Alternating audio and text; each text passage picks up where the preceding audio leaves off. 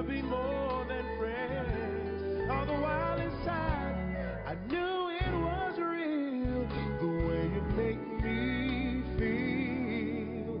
Oh, baby, I'm lying here next to you. oh, baby, And time just seems to fly right on by, right on by, right on by. I'm needing you more and more, more baby, more baby, more. So let's give love a try. hey, hey. Sweeter and sweeter love grows, and heaven's there for those who fool the tricks of time.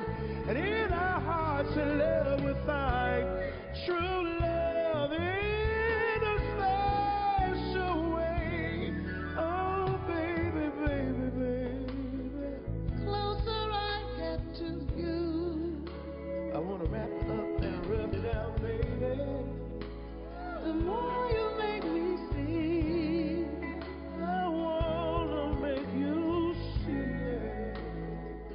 Love you so much. Me too. Oh, because it's sweet as gravity. I wanna be close to you, baby. Sweet as gravity. Falling, falling, falling. Sweet as gravity. Yeah, yeah, yeah, yeah, yeah, yeah.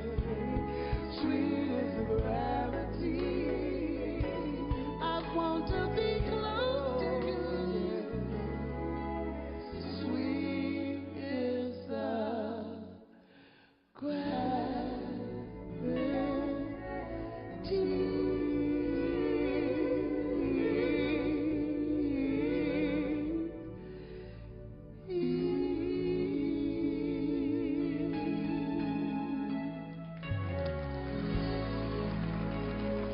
Say yeah! Andre Smith, say yeah! All right. Can he sing or what? All right now, DC. Here's a song that I associate with my childhood. I grew up in North Carolina, the deep, deep South, Black Mountain, North Carolina. My dad and my uncle made music with two big soup spoons, and sometimes they played ham bone, but they did the soup spoon thing. It was very, very, very fascinating to me. It was extremely interesting to my brother and I. And so we used to go out back on Saturdays, on weekends, and listen to them, or whenever they did it. Sometimes didn't have to wait for the weekend. All they needed was a little Mountain Dew, and everything was on. This song was associated with that whole experience for me. It also reminds me of one of our greatest artists, a man whose name was Peg Leg Bates. Did you ever hear Peg Leg Bates? You don't sound like you did. He was great. He had one wooden leg. I never found out what happened, that real story behind how he lost his leg.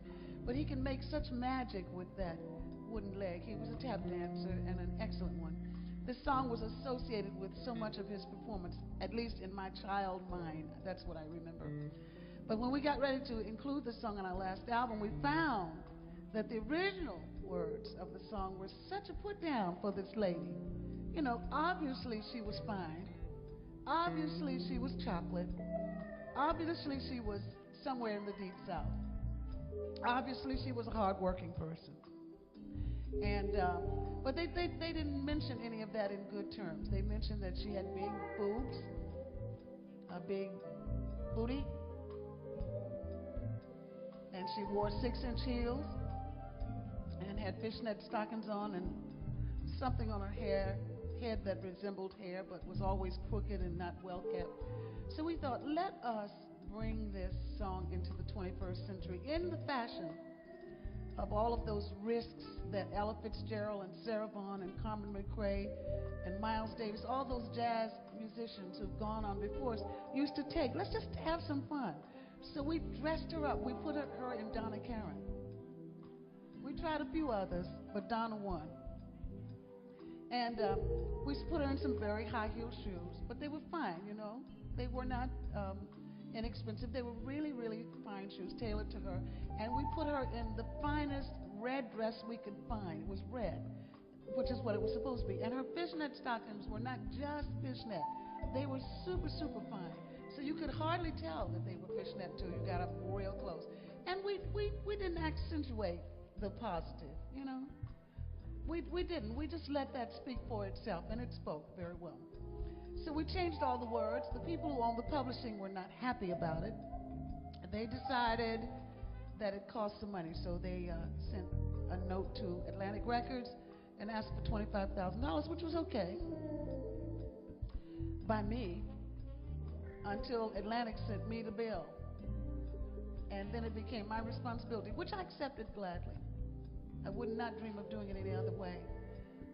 But now that I own this version of the song, I make sure that when I get on the stage, I spend at least $25 to do it. Okay.